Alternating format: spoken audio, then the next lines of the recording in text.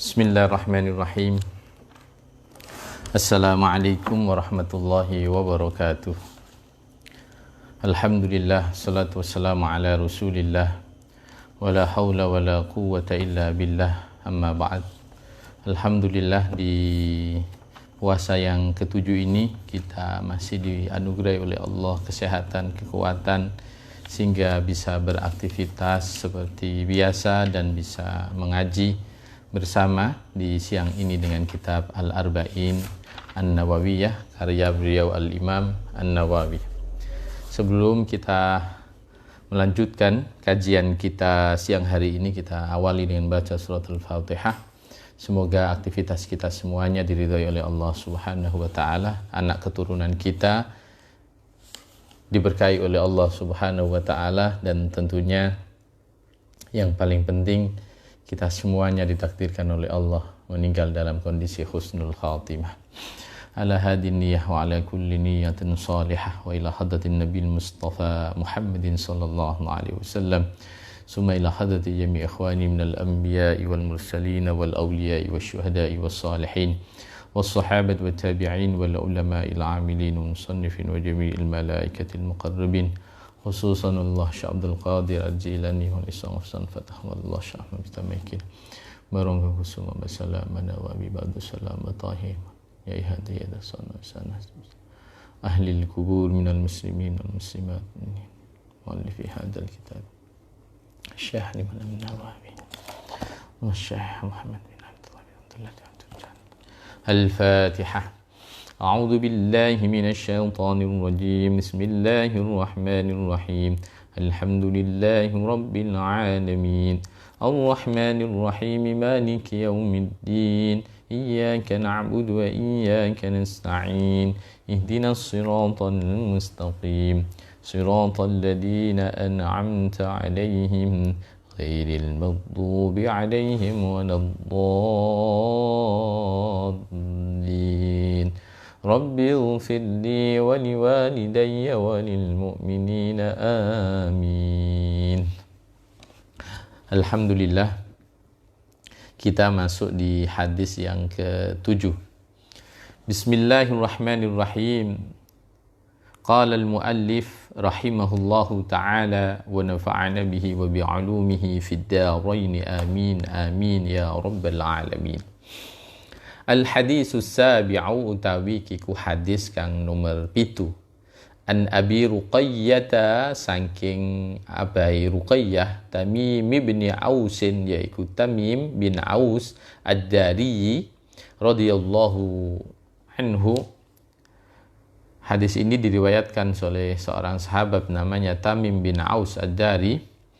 Anna nabiyya saat temani kanjeng Nabi Muhammad sallallahu alaihi wasallam qala iku dawuh sinten kanjeng Nabi, ad-dinu utawi agama iku an-nasihatu nasihat. Qulna kagem sinten jeng Nabi, matur sapa kita, liman kagem sinten jeng Nabi, ya Rasulullah dewe utusane Gusti Allah. Qala jawab sinten kanjeng Nabi, lillahi marang Gusti Allah, lillahi ay an-nasihah lillahi marang Gusti Allah, wali kitabihi lan kitabe Allah, wali rasulihi lan marang utusane Allah, wali a'immatil muslimina lan pira-pira pemimpine wong Islam, wa ammatin lan wong umume iki muslimin. Rawa wis ngriwayatake ing hadis sapa Muslimun, Imam Muslim.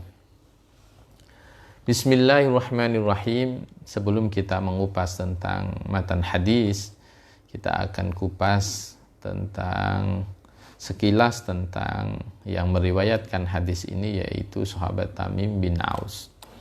Sahabat Tamim bin Aus ini aslama radhiyallahu anhu wa nafa'ana bi sanata tis'in minal hijrah, yaitu beliau masuk Islam pada tahun 9 hijrah.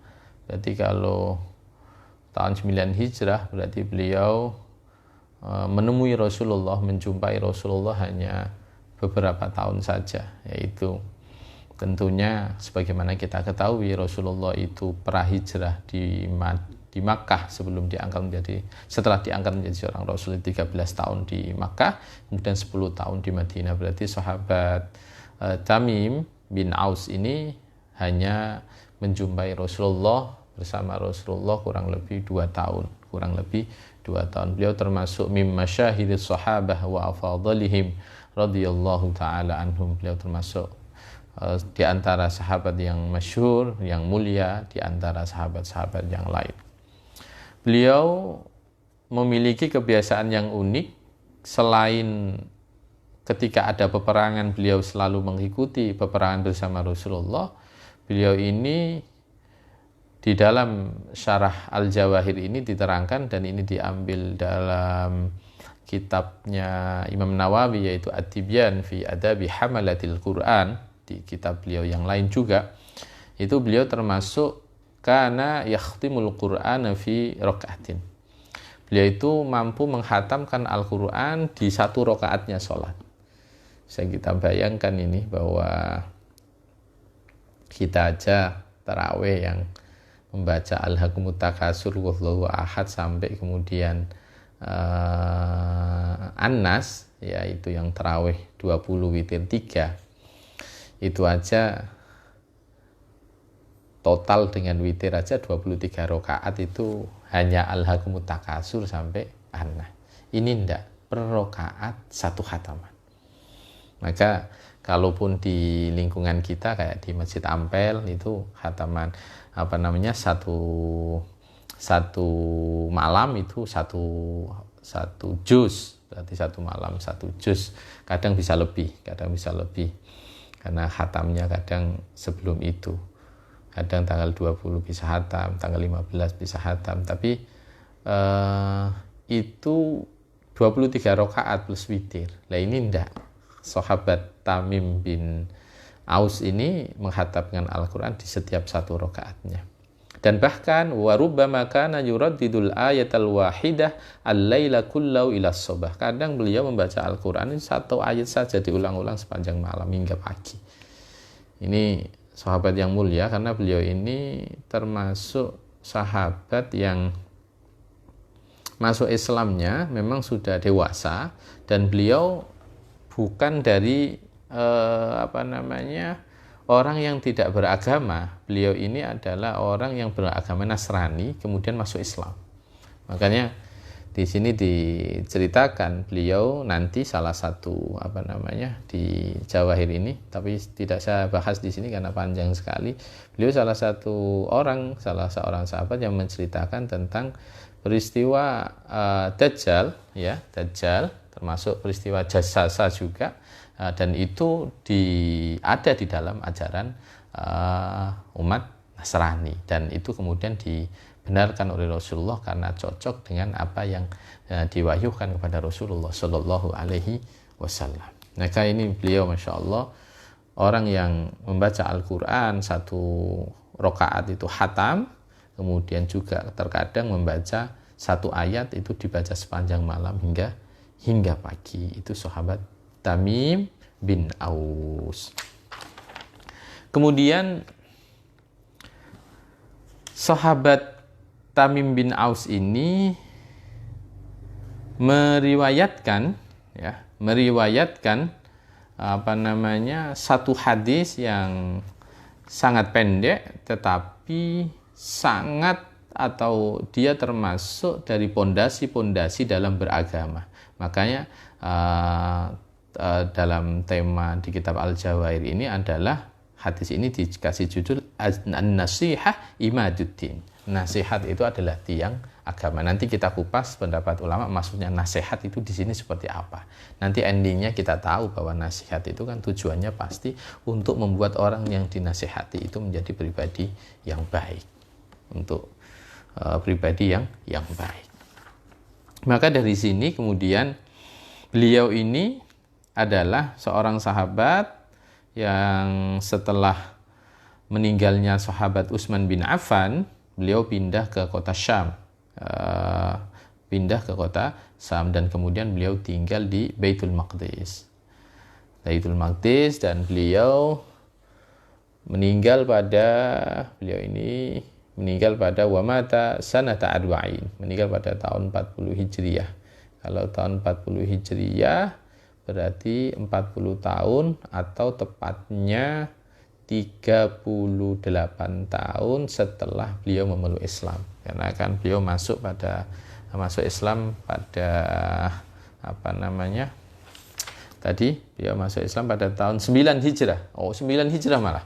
Kalau 9 Hijrah 910 ya, 2 tahun. Berarti beliau ini 38 tahun hampir. Itu sahabat Tamim bin Aus ini kemudian meninggal dunia, atau beliau meninggal pada tahun 40 Hijriah atau 38 tahun setelah beliau masuk Islam tentunya. Wa dufina bi baiti Jibril. Nah, ini beliau ini dimakamkan di sana juga. Memang ini ada daerah namanya Al-Khalil, juga ada masjid namanya Al-Khalil, yaitu masjid Nabi Ibrahim alaihissalam, yang di dalamnya ada makam Nabi Ibrahim, Nabi Ishak beserta istrinya, Nabi Ibrahim beserta istrinya. Saya pernah ke sana tahun berapa itu, 2018. Itu luar biasa, di daerah Palestina itu bersama teman-teman yang saya masih ingat itu berapa orang ya, 11 orang plus saya, 10 jamaah, kemudian satu di sana sekitar 3 hari 4 malam di plus Yordan, ziarah ke Nabi Syu'aib, ke Ashabul Kahfi dan beberapa tempat yang lain. Memang ini tempat yang istimewa, banyak Nabi dilahirkan di wilayah sana, yaitu Asyam, wilayah Syam, yaitu Suriah, Palestina, Yordan tentunya. Ini wilayah yang diberkahi oleh Allah Subhanahu wa taala. Dan sahabat Tamim bin Aus ini meriwayatkan 18 hadis. 18 hadis, wajar karena beliau bersinggungan sama Rasulullah sebentar, beliau meriwayatkan hanya 18 hadis. Dan yang ada di dalam kitab ini yaitu Al-Arba'in An-Nawawiyah, yaitu hadis ini.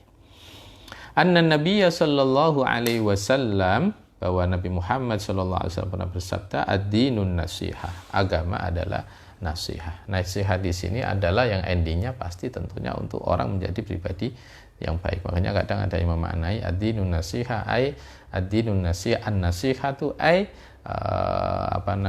gawe apik, gawe becik. Itu kadang ada yang memaknai, karena memang ending dari nasihat itulah, tinggal nanti nasihatnya prakteknya seperti apa. Maka kemudian annan Nabiya sallallahu alaihi wasallam ad-dinun nasihah. Ad-dinun nasihah. Qulna liman ya Rasulullah, untuk kepada siapa anjing Nabi nasihat itu? Kemudian lillah, yang pertama lillah, untuk Allah Subhanahu wa taala. Maksudnya apa di sini kok nasihat untuk Allah? Ai bi ma'nal imani bihi wa nafyi syariki anhu wal ikhlasi lahu wal qiyami bi ta'ati wa istinabi ma'siyatihi wa muwalati man ata'ah wa mu'adati man asah. Jadi kalau bisa dibuat simpel begitu, yang namanya agama itu adalah berbuat baik. Makanya tadi imaduddin, nasihat itu adalah pokok dari agama. Dan ternyata kalau kita tarik, ada yang disebutkan sama Rasulullah, lillah wa li rasulih wa li kitabih wa li a'immatil muslimin wa ammatihim. Ada 5 komponen. Coba kita bedah satu-satu. Yang pertama lillah. Dalam beragama itu pasti yang paling pokok kita berbuat baik itu adalah kepada Allah Subhanahu wa taala, karena itu di situ ada rukun iman tentunya, antu'mina billah. Lah caranya bagaimana untuk berbuat baik kepada Allah? Kita berbuat baik kepada Allah dan itu memberi implikasi hubungan kita antara makhluk dengan Khalik, yaitu kita meninggalkan kesyirikan, ikhlas terhadap semua apa yang kita lakukan dalam beribadah, dan menunaikan perintah, menjauhi larangan, itu pasti.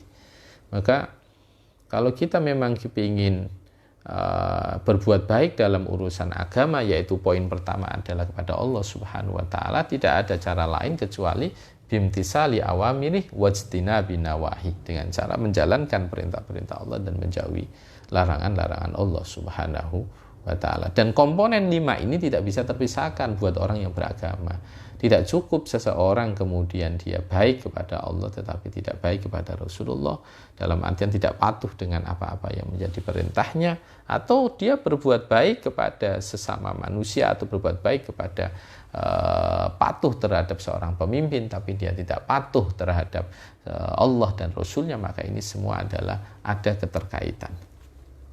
Kemudian disebutkan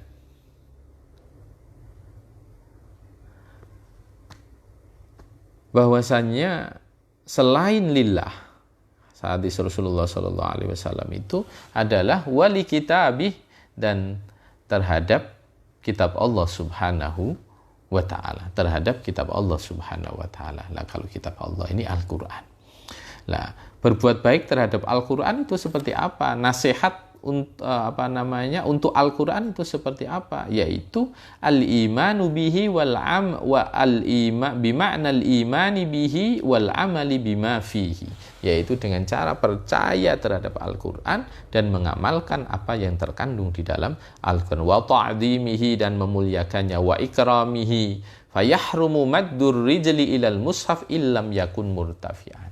Jadi ini adalah etika-etika, selain membaca, selain memahami dan mengamalkan, akhlak terhadap Al-Quran harus dijalankan. Jangan sampai kemudian Al-Quran itu kita bawa seenaknya sendiri. Kalau bisa ketika Al-Quran ada di depan kita, jangan sampai kaki kita kemudian diluruskan sementara Al-Quran itu lebih rendah daripada diri kita. Maka Al-Quran harus ditempatkan di tempat yang atas. Bahkan para ulama ketika menata buku di dalam sebuah lemari, maka tafsir Al-Quran itu diletakkan di atas, bukan yang bawah. Ini adalah akhlak seorang mukmin, akhlak seorang muslim terhadap kitab sucinya. Maka dari sini ada satu riwayat, seseorang diangkat menjadi wali Allah, kekasih Allah, karena satu momen beliau ini annahu ra'a waraqatan fil ard, beliau menemukan secari kertas yang tergeletak di jalan, kemudian fa'akhudaha fawajada fiha al-basmalah wa syai'am minal Qur'an. Ternyata setelah kertas itu diambil, ternyata ada lafal bismillahirrahmanirrahim dan beberapa ayat yang ada di dalam Al-Quran. Faqabbalaha wa tayyabaha. Kemudian beliau ini, orang yang menemukan ini, langsung mencium kertas itu, dicium begini, dan kemudian dikasih pengharum, wa tayyabaha. Faro'a rabbuhu subhanahu wa ta'ala fi tilkal laylah wa huwa yaqulu lah. Faro'a rabbahu subhanahu wa ta'ala fi tilkal laylah wa huwa yaqulu lah. Beliau bermimpi pada satu malam setelah peristiwa beliau menemukan secari kertas yang ada tulisannya Bismillah dan sebagian ayat di dalam Al-Quran. Kemudian beliau mengambilnya, menciumnya, kemudian kasih pengharum itu, disimpan tentunya. Kalau sudah dikasih pengharum, disimpan. Kata Allah Subhanahu wa ta'ala, kama tayyibta ismi fid dunya la utayyibanna ismaka fid dunya wal akhirah. Sebagaimana engkau telah mengharumkan namaku di dunia, maka aku akan mengharumkan namamu di dunia dan juga di akhirat. Maka setelah itu fasara ba'da dzalik minal auliya. Maka setelah itu beliau menjadi wali Allah Subhanahu wa ta'ala. Maka hati-hati terhadap Al-Quran yang mungkin kita punya lembaran-lembaran Al-Quran yang sobek dan apa. Kalau memang kita tidak bisa merawat, ya caranya kalau memang kita mau merawat, disimpan di tempat yang baik, yang sobek-sobek itu. Kalau memang tidak bisa, ada caranya. Salah satunya adalah dengan cara dibakar, kemudian sampai halus, kemudian dibuang ke sungai atau ke laut gitu. Itu juga diperkenankan sebagaimana ada di dalam kitab At-Tibyaan. Kemudian Al-Quran ini unik ya, karena ini mukjizat Rasulullah SAW. Maka di setiap, apalagi ini bulan Ramadan, kita melihatnya saja dapat pahala, membawanya dapat pahala, membacanya per huruf itu dapat pahala, apalagi memahami dan mengamalkan. Maka di bulan Ramadan ini semoga kita bisa menghatamkan Al-Quran minimal 1 khataman. Untung-untung bisa khatam 3, 4, atau 5. Dan semoga kita dimudahkan oleh Allah Subhanahu wa Ta'ala. Kemudian yang ketiga, pokok pondasi itu adalah selain berbuat baik kepada Allah dengan cara patuh, berbuat baik kepada Rasulullah dengan cara patuh, dan yang ketiga adalah patuh kepada Allah, atau berbuat baik kepada perintah-perintah Allah dengan cara menjalankan perintah-perintah Allah, dengan cara patuh dengan kandungan Al-Quran dan menjalankannya. Yang ketiga adalah berbuat baik kepada Rasulullah Sallallahu Alaihi Wasallam. An-nasihah li Rasulillah Sallallahu Alaihi Wasallam. Apa yang dimaksud an-nasihah li Rasulillah Sallallahu Alaihi Wasallam? Dengan cara kita membenarkan apa yang disampaikan Rasulullah dengan selalu patuh kepada biltizami waltizamu ta'ati fi amrihi wa nahyi wa ihya'i sunnatih wa tahalluki bi ahlaqi wa ta'addubi bi adabi wa mahabbati ali baitihi wa ashabi. Dengan cara apa? Kita membenarkan kandungan apa yang disampaikan Rasulullah, menetapi istiqomah menjalankan perintah dan meninggalkan larangannya, menghidupkan sunnah-sunnah Rasulullah, berusaha berakhlak sebagaimana akhlaknya Rasulullah, kemudian termasuk mencintai keluarga Rasulullah dan para sahabatnya. Maka apapun yang terjadi, konflik yang terjadi di antara para sahabat, kita adalah sukut itu lebih baik. Jangan kemudian kita mendiskusikan yang sifatnya itu kemudian ini salah, ini benar di antara para sahabat ketika berkonflik, termasuk kita hormat kepada keturunan Rasulullah Shallallahu Alaihi Wasallam. Kemudian yang keempat adalah an-nasihah li a'immatil muslimin, yaitu nasihat terhadap pemimpin-pemimpin orang Islam. Yaitu nasihat di sini apa? Yaitu kita patuh, kita berbuat baik dengan cara apa? Membantu dalam mensukseskan program-programnya, kemudian mengingatkan ketika pemerintah itu kemudian pemimpin kita itu lupa atas apa yang menjadi kewajibannya, berdoa untuk kebaikannya, kemudian melakukan perintah-perintah yang menjadi keputusan-keputusan pemerintah selama keputusan itu fi ghairi maksiatillah, yang tidak berkaitan dengan hal-hal yang melanggar ketentuan Allah Subhanahu wa Ta'ala. Maka dari sini dapat kita pahami bahwa seorang pemimpin itu harus kita patuhi.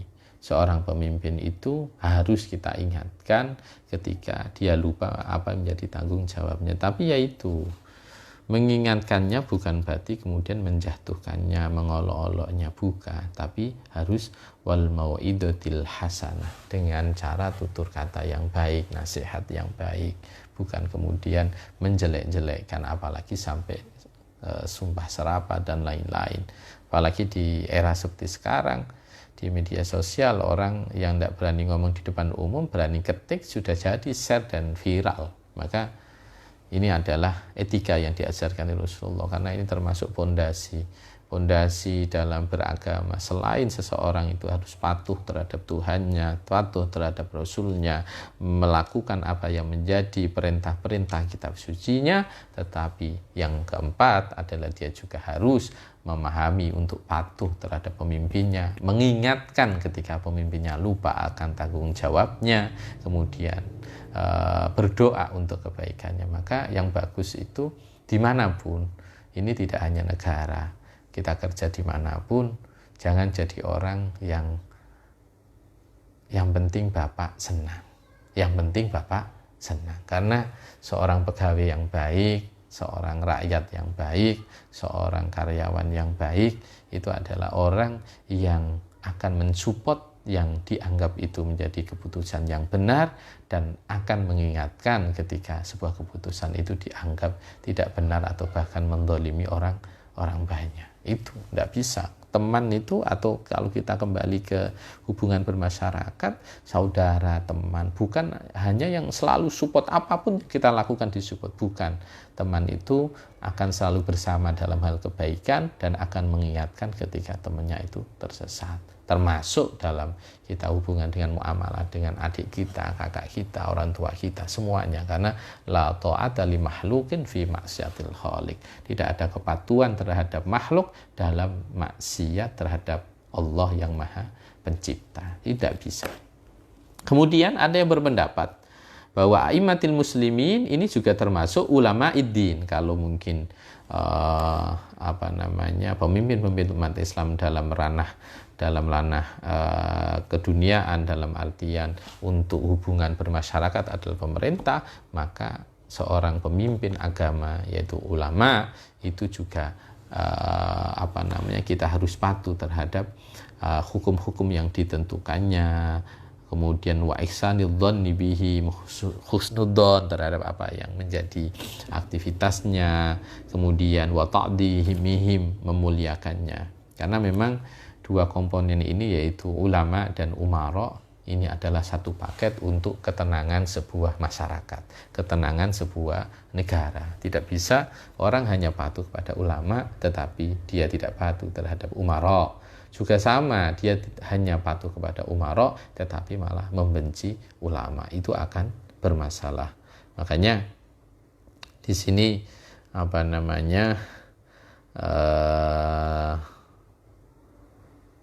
ada maqalah yaitu la yazalun nas bi khairin ma 'azzamus sultana wal ulama fa idza 'azzamu hadaini aslahallahu dunyahum wa ukhrahum wa idza istahfu bihi hadaini afsadallahu dunyahum wa ukhrahum.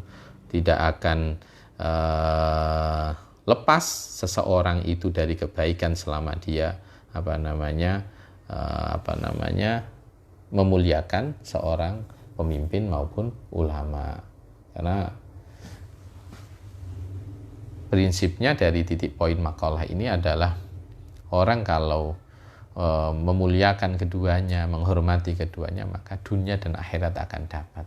Ketenangan dalam ibadah akan dapat, ketenangan dalam aktivitas sehari-hari juga dapat. Ini penting untuk dipahami bahwa patuh terhadap umara, terhadap pemimpin sebuah negara, patuh terhadap ulama, orang yang memiliki kapasitas untuk kemudian memberi fatwa dan lain-lain, maka itu sangat berpengaruh terhadap kebaikan agama dan dunia kita semua.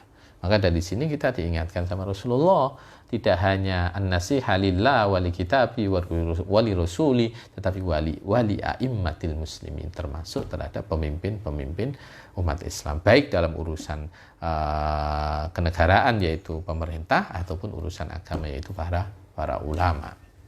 Kemudian yang berikutnya adalah wa'ammatim, pilar yang kelima, selain Allah, kitabnya, rasulnya, kemudian para pemimpin baik agama ataupun negara.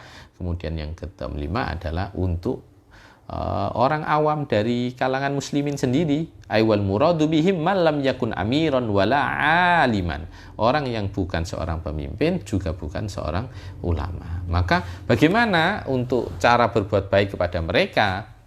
Ya, salah satunya adalah wa ma'na nasihatihim irsyaduhum ila ma yuslihu dinahum wa dunyahum, yaitu kita memberi panduan untuk mereka supaya mereka bisa memperbaiki agama dan dunyana, wa i'anatuhum ala muhimmati, menolong segala sesuatu yang penting buat mereka, termasuk wasatru auratihim, menutup aurat mereka, aib mereka. Ini yang di dunia media sosial seperti sekarang, orang malah berlomba-lomba untuk membuka aib seseorang. Kadang tidak kenal saja itu sudah berani membuka aib seseorang. Padahal salah satu komponen dalam beragama itu adalah nasihat antar sesama itu adalah untuk menutup auratnya, untuk menutup cacatnya. Jangan kemudian malah dibuka. wakaful ada anhum, menghilangkan rasa sakit untuk mereka. Kemudian wa ta'limuhum ma jahaluhu min amri dinihim, membantu mereka untuk belajar tentang ketidaktahuan mereka dalam urusan agama, dan banyak hal yang al-amru bil ma'ruf wan nahyu anil munkar, ngajak kebaikan, melarang kalau mereka melakukan keburukan, dan semuanya hal-hal yang itu dilarang